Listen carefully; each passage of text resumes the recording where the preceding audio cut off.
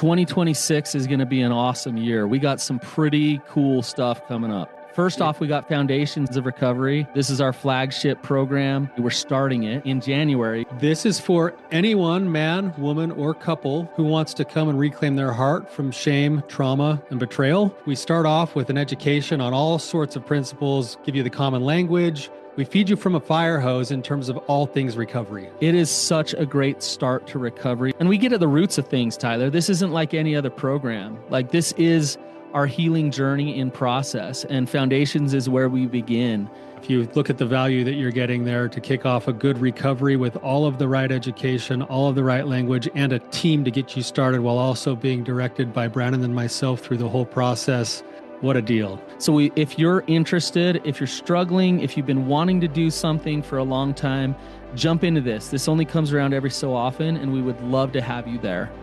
Click the link in the description to sign up for it. And to make it even sweeter, we're also including a raffle for a free pass to the Radiant Dawn retreat. Anyone who signs up for Foundations will be added to the raffle for that free Radiant Dawn pass. If you're a man and you sign up for Foundations, your name still gets entered, and you can give that pass away if you win it to any woman that you want to. So what you're saying, Tyler, is if you sign up and participate in Foundations, you could possibly go to Radiant Dawn for free? That's exactly what I'm saying, which is crazy because Foundations by itself is already an insane value. Man, I sound so salesy. But it actually is awesome. So come to Foundations. And even if you don't come to Foundations, sign up for Radiant Dawn. It's beyond therapy, the best healing experiences that you can have. Click the link below and come join us. How much baggage is too much baggage, and will it halt recovery? Welcome to the Real Talk Recovery Podcast with the Therapy Brothers. We're brothers, we're therapists, and we know recovery. Bring your stories, your questions, your successes with real recovery.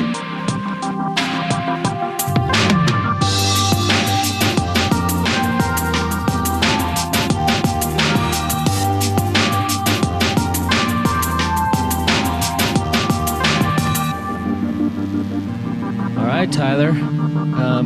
I'm not going to say it today. I'll say it. This is a good one. And then I'll say it. Then, but Brandon, we'll say we'll get to it. So. Yeah. So, anyways, how you been? I've been really, really good, man. Just kind of, right around the corner from Halloween here. In fact, probably this episode will probably come out right about then. And, just got little niece and nephew that live up here next to me that are, one's going to be Spider-Man and the other one's going to be Moana. And they're like perfect. It's just so awesome. Fun. You got your own kids. Dude, different topic. We just got family pictures scheduled. That's right. I hate family pictures. Hey, mom and dad listen to this. I know, and they know I hate family pictures. Yeah. So let's get it done and get it over with. We're gonna go get it. We're gonna go get it done right at the end of the month. I know, dude. I appreciate your family. I mean, your kids are living out of the house, and you're way up in Logan. You guys coming together to do it is a real challenge. Good. So that's pretty awesome. It's good. Mom and dad have been dying for good family pictures for a long time. I was hoping you guys would bail on it so I could be like, okay, well, my family's out. So we could be the fall guy, Yeah, exactly. No, we're in. Oh, okay, I guess I'm in too. Yep. There you go. Yeah. Anyways, okay. Let's get into this with Jacqueline. So Jacqueline, welcome to the show. Hi, thanks for having me. If you could just give us some background, tell us what's going on with you. We'll kind of start from there. Okay, I'll try and keep it short. I am married to my second husband. We've been together for 11 years and married for 5. I have 3 adult children, and he has 1 daughter from a common law union, which ended when his wife had an affair and left him, and is still with that man. Approximately 3.5 years ago, I had made a comment that we seemed to be arguing more, and we were never big arguers, and that our sex life was dwindling. He said he was just generally stressed out and not at all interested in sex. 3 days after that conversation, I got home early from work unexpectedly and found him masturbating to porn. And in that moment, I was so embarrassed for him that I just turned around and left. It did come up in me questioning why he would do that if he said he wasn't interested in sex. And he just said it's what guys do. And I felt ashamed for him. And I'll speak more about shame about my background. At this time, we went on to have less and less sex till it was maybe 1 or 2 times a year. And when I was feeling super neglected, I would ask if he was seeing someone else because he wasn't having sex with me. And we had had a very healthy sex life. And he was manscaping in that downstairs place and keeping up with his ED medication. So I finally asked him if he was seeing someone else. And he said, I cannot believe you would ask me that because when would I have time for that? And I am so offended that you don't trust me. Another significant piece of information was that the entire time until just this summer, he never called me by my name. And I would repeatedly ask him, is it a hard name to say? Could you just break Jacqueline down to Jack or Jackie or Jay or Honey or anything? Because he calls everyone else by a name. He has 2 names for our dog. So I don't even rate a name. Fast forward to June this year. And while we were using his phone together, I had clicked on his Gmail account because I had issues with mine and found out that was his secret account and full of porn style cheating, dating match sites. And I also found a photo of a woman in his photo file that has all of his family, but not me. And in this photo, she is bare-breasted and fondling herself. Later, I would see that's her profile picture from one of the dating sites. So everything I know about his acting out was discovered by me. Then it would be denied by him. Everything. I don't know how it got there. The picture must have been attached to an email and, a lot of gaslighting there until I would say, swear on the lives of your grandchildren. And then he would eventually say, yes, that's true. Then I did the gathering of information and uncovered about a dozen times that I don't know everything. He would say, you know everything, but yet he has never disclosed anything to me. Now, my background is going to be really short and sweet, but I believe what I see as trust was blurred at a very young age. My parents took my sister and I to a nudist camp. I was 8. She was 12. She was on the very first day of her first period. And we were just told, this is what we're going to do. You can't tell anybody where we go.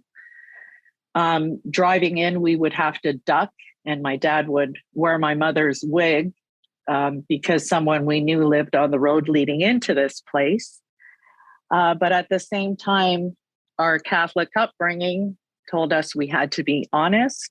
We had to practice chastity. We had to stick to very strict curfews and be good girls. So I just pieced together this summer that that's probably why no one has ever seen me naked. So my question is, how much baggage needs to get resolved in order for us to move forward? Because I feel like we are super, super stuck. Yeah, Jacqueline, there's a lot there, on both sides. I can imagine how much it feels pressing and it feels heavy, and it's probably hard to even know where to start sorting through all of that. Yes, it is. Yeah. Could you kind of just tell me a little bit more about like where things are currently at in you guys' relationship in terms of your desires, the place where you're going? Is this something where you're looking to save the marriage, or is this something where are you leaning in or out right now? I'm leaning in, and my husband is leaning in. We go for weekly couples online therapy sessions. He's calling me by my name and honey and sweetheart and darling. And so he's showing up doing that. It was really weird. I have to admit, the first time he started using my name, I thought, are you mad at me? Because that would be the only time he would use it. But it's music to my ears. Now, the problem is when I'm in my pain or in my fear, his tendency is to go straight to defense, deflect, and shame. So I did send him your podcast on shame, which he listened to over the weekend. And I think it actually helped because I got a few hugs and kisses that I didn't ask for. But where I'm stuck is when he says, there's nothing more for you to know. He'd been on these dating sites and acting out with pornography for, he'll admit, like a constant cycle for 3 years. When I would say, we're roommates, what's happened? And I guess what I'm missing, although he is trying, and as long as I say nothing and show up happy, he's super happy. But if I go to, if I have an obtrusive thought, he goes to shame and denial and saying there's nothing more than what I found out, which is convenient when the account is closed and the emails are gone. Yeah. Are you working with a therapist together? Yes. Is this therapist trained in betrayal and sex addiction? In the sex addiction, it's listed. I don't see it anywhere in searching in Canada. It might be a little bit different. I'm not seeing a lot of that as qualifications. Yeah, I mean, I would really recommend that you work with somebody who's, and maybe you are, but you work with somebody who's specifically trained in betrayal, sex addiction, and you work through a full disclosure process, and you understand why you're doing it and can really assess your level of safety through that process. But because what I'm hearing from you, Jacqueline, is that you really don't know what you don't know. Exactly. You don't trust him, that he is divulging everything. And so to just kind of set the table to say, okay, like, let's lay everything on the table. And rigorous honesty is fascinating because it's not about what he says. What you'll be able to assess is how deflective and how much in denial does he show up during that process, or how humble and authentic and honest is he showing up. Okay. And so you need that answer. You need to know whether he's wanting to be an honest man or whether he's still wanting to manipulate you so that he can keep you in the relationship. You need that answer in order to know how to move forward with the relationship, at least. Yeah, I think Okay. I think a good starting point is that disclosure process for a couple of other reasons too, as well, Jacqueline, because to what you're saying, you're probably feeling a little bit confused right now, because what I'm hearing is you've got your own baggage, obviously, that you've been carrying for a really long time. He definitely has some baggage, and we know that there's a lot there, but we don't know how much there is. And it's going to be really difficult to try to move forward unless there's a proactive approach to bringing the baggage and bringing it up and learning to deal with it. So if you're going to him and saying, let's do a full disclosure, and then you're driving it and you're saying to do this and you're saying to do that, and he's just kind of like getting his arm twisted and coming along, that energy is going to be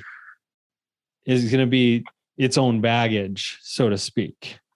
With what you've said so far, and again, we were only talking to you for 10 minutes so far, so there's probably a lot more, but there's a lot of baggage there, but it's not baggage that can't be worked through based on what I've seen in my practice, but it needs to be worked through in a certain way.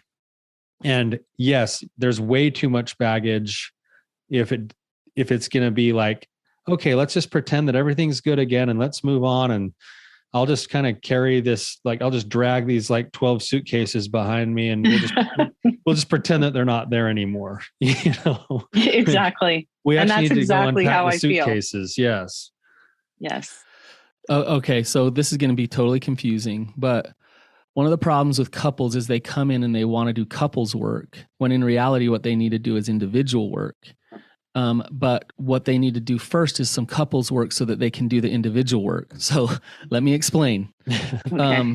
So Jacqueline, I really appreciate that you're bringing up your own trauma that's independent of him, right? Like you have your own stuff that you need to navigate, heal from, and work through. In order to effectively do that work, then you need a lot of areas of safety in your life. Yes. So if you're in a relationship where you don't know where the wind's blowing, and he's calling you by name now, and he's showing a desire to be connected to you, but you don't really trust him and you don't know what's going on, that kind of takes over, and the immediate need for safety is what you'll focus on, and it won't allow you to fully go do the real work, the vulnerable work of trauma that you need to do to actually be a healthy person with your attachment in your relationships. So, and to actually just find peace within yourself. And so we need to start with the relationship. We need to clean that up so that there's safety there, then really focus on some of your individual healing. Does that make sense? It does. So for a full disclosure, and of course, I've listened ad nauseum to every podcast available under the sun. I did mention that to him, and of course, he said, no, we don't need to do that. And I guess if we had a counselor who specialized in this, that would be something that they would recommend. Mm-hmm. Or who recommends that to make it appealing to him? Well, right there, you're getting an answer, right, Tyler? Tyler's smiling a little bit. You can hear. What did I say? You want to explain, Tyler? Well, what I'm getting at is that what Brandon was saying about the energy with which you guys are approaching things. If you go to him and say, "Hey, let's do a full disclosure," and he's like, "Nope, out, done. By the way, I haven't still told you everything that you've found, even though you found it all, I promise." Yeah. Right? It's like, no, the energy level that you'd be wanting to be met with from your partner, if you're actually going to want to work through the baggage that's there, is to say, that's going to be really hard, but whatever it takes. I want to create safety with us. That's right. I want you to be able to feel safe with me. And I know that I've damaged trust. And what you're getting instead is, I'm a little bit too afraid to share anything that I've done to hurt you. So let's just shove that under the rug and let's pretend that we're going to stay close and connected again.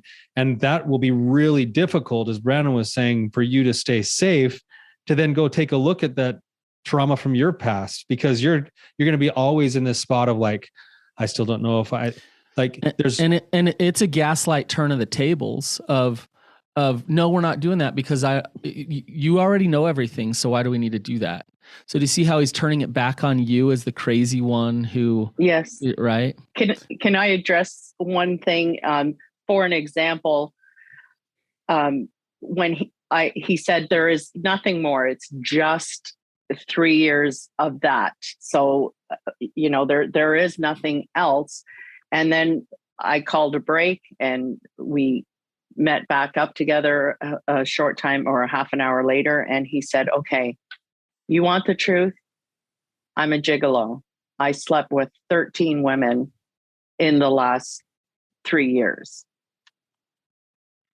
Your expression is exactly what my expression was. And I thought, I'm not, are you understanding what you're like? I don't know what to make of that. Is that a little truthism? or he said, you're forcing me to lie to you if you want me to tell you something you don't know. Oh, he's making that up to Yeah. appease you is what he's saying. Yeah. Yeah. Yeah, and so, but hear this again. What Brandon is saying is that he is still so far in self-protection mode that he's still making you feel crazy by going like, okay, well, I'm going to lie to you and tell you I'm a gigolo, so you'll back off, and then you can like not. What he could be doing if you guys were actually working honest recovery is that he would be able to say, dang, the fact that you're still asking these questions tells me how deeply you've been hurt. And I'm here and I'm willing to listen, and I'll try to be as honest as I can, even though some of it might not be new information. Right. He's still so deep into the self-protection mode that there's not going to be a landing space for a supportive, connected, deep relationship unless that gets confronted. Right. On his part of his own fruition. He has to go to work on his own shame so that he can actually show up as a strong partner instead of as like this person who's like always in self-protection mode. It's like he's in the doghouse right now and he's looking out of the doghouse going like, when is it going to be safe for me to get out of the doghouse? Not like, wow, I've gone and done some damage here that I need to get busy taking some accountability for and going to work on.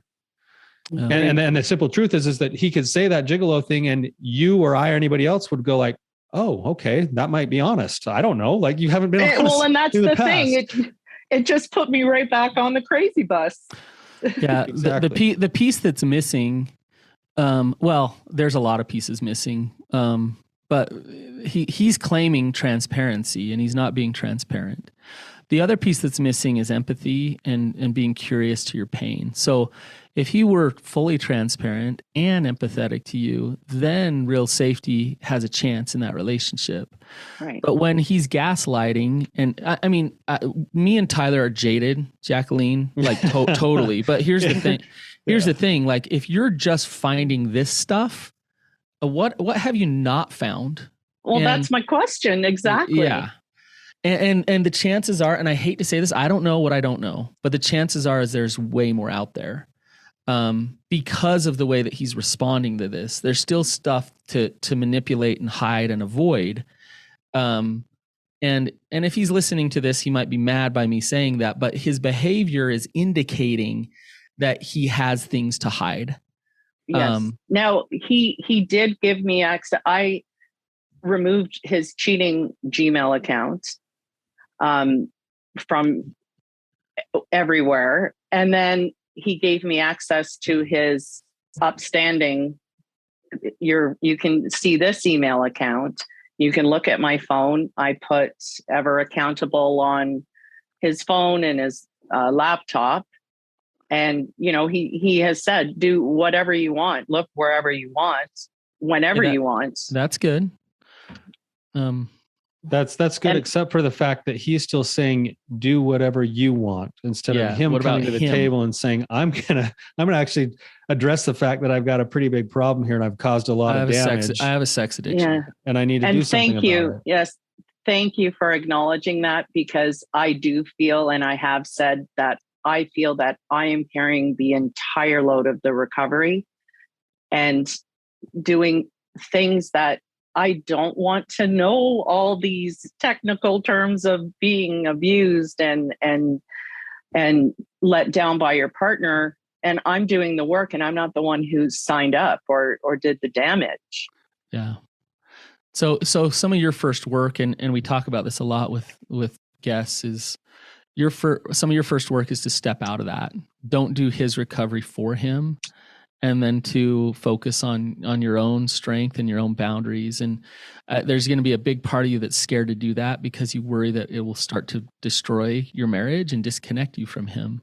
Yeah. Absolutely. And the fact of the matter is if what he's proposing to you is stay unhealthy enough so that you can be married to me, I would say fight for yourself and fight for a healthy marriage. And hopefully he'll come along and start to work his own recovery.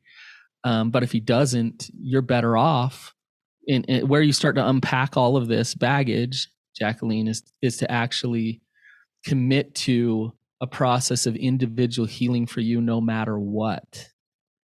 And not sacrifice that individual healing for anyone or any relationship. And once you do that, then the chips will fall where they may, right? And that it's hard, it's scary, but that's where you start. If you'll sell your recovery out for the relationship, it happens all the time.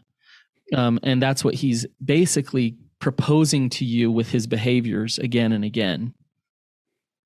Do you see that? That makes sense. Do you hear that, Jacqueline?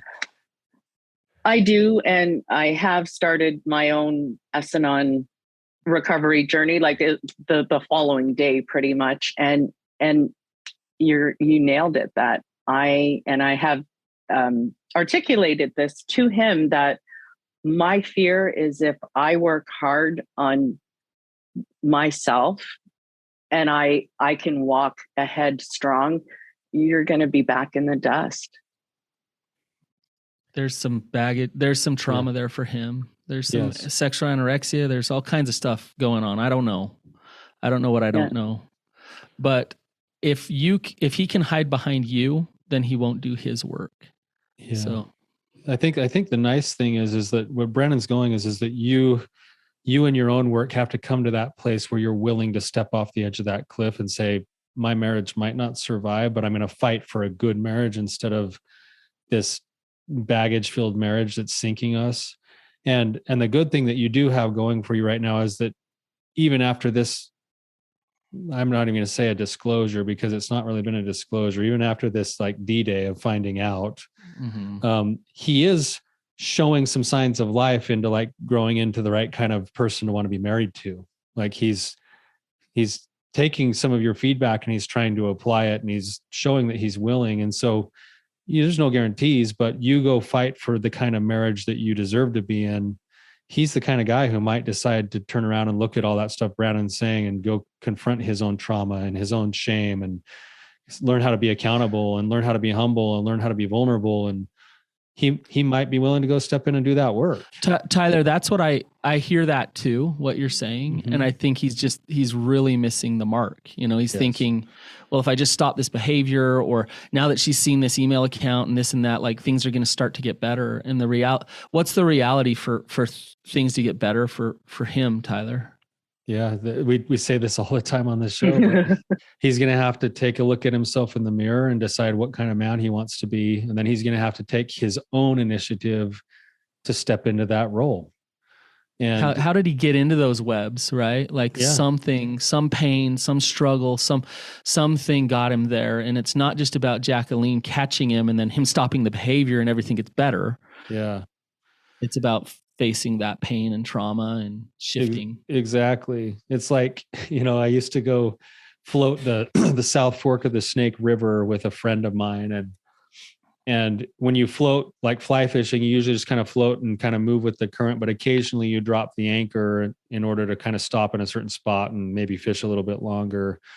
And I remember one time fishing with my friend, we'd stopped, we'd gotten out of the boat, we jumped in the boat and we sat there in the boat for like 2 or 3 minutes before we realized we weren't moving.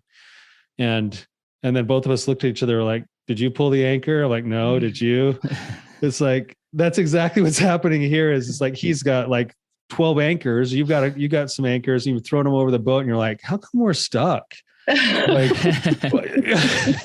why are we not going anywhere? And you know what? Like he's going to have to get out of the boat. He's going to have to go wade back into there and pull the anchors. And you're going to have to do that for yourself. And if both people are willing to do that, there's a pretty good chance you have a beautiful ride down the rest of that river. But if one person's not willing to do that, then you're going to, at a bare minimum, you're going to bump along with that anchor hitting every rock along the way. And you're going to just like have a really uncomfortable ride. Yeah. Yeah. I am visualizing that and it makes absolute sense. You know what too, Jacqueline, and this is frustrating because you're only half of this equation, but that ride down the river when those anchors are up, is the beauty is far beyond anything that you can imagine. And so like for him and for you to do this work together, the payouts are enormous. The levels of intimacy and just feelings of love and trust, connection, purpose together, all those things are amazing. But it requires, that's what everybody wants. Everybody wants to do that. It requires stopping and facing the fact that there's some things dragging you down, and getting in that cold water and doing that uncomfortable stuff in order to start flowing again. So. Right. I have hopes. I have prayers to get the shackles off, and not in a Mary kind of way, but just get these shackles off so we can dance. Yeah. Jacqueline, I don't want to undermine anything that you're doing, and Tyler, I don't know what availability you have these days. We can get you help with experts who are trained in doing disclosures and all of those things. So if maybe who you have is well trained and can do this, maybe not. And if they're not, then hit us up. Me or Tyler can get you the resources you need. We can get you someone who understands at least the process of overcoming betrayal the way that you guys have experienced it, for sure. And then doing the trauma work. Okay. We have an appointment tomorrow, and I'll just come out and ask him if he's trained in doing a full disclosure, and I'm sure he'll let us know yes or no. Yeah. That's perfect. Yeah, that's great. And again, even if you have a really good fit with that therapist, that's fine. But it is important to know that you're working with somebody who at least understands the process, because you go to a good marriage therapist and they don't understand how betrayal fits into it, and how there needs to be accountability and openness and humility and what rigorous honesty actually is. They're going to give you really good advice at a bad time in your marriage, and it's going to drive a wedge between you further. Because your marriage is at a certain level right now where it needs to be more in terms of safety, trust, before you can even do a lot of the other more vulnerable things that a good marriage therapist would push you into. Yep. Okay. So if you go into that therapist and the therapist colludes with your husband about how crazy you are of not needing this thing, and when are you going to get over this, and please don't drink that in, Jacqueline. Okay. Just know that your intuition and your gut saying, I need some safety and some openness and transparency, and that's what we need to work on. That's okay. That's okay for you to ask for that. And so don't drink that in, and just make some shifts in order to start to work toward that. Okay. So, all right. Well, okay. We're getting pretty short on time. Any last thoughts or questions, Jacqueline? Oh, the list would be too long. I'm going to really just digest everything we talked about. And I do appreciate you. And your podcasts are, no matter what the title, I listen to all of them. All of them are relevant every time. Even the Garth Brooks one? Well, yes. And my motto's always been music is how feelings sound. So that one was kind of, Amen. It was a good one too. Yeah. Awesome. Well, thank you. Thank you for your willingness to come on and talk with us today, Jacqueline. It's been a pleasure. Yeah, been awesome to have you on. Yeah, thank you. Thank you. All right, you guys, if this was helpful, please leave us a review, and you can mention Jacqueline by name and thank her for her vulnerability and for her bringing this to us to try to help whomever is listening. So thank you guys. We'll see you later. Thanks, guys.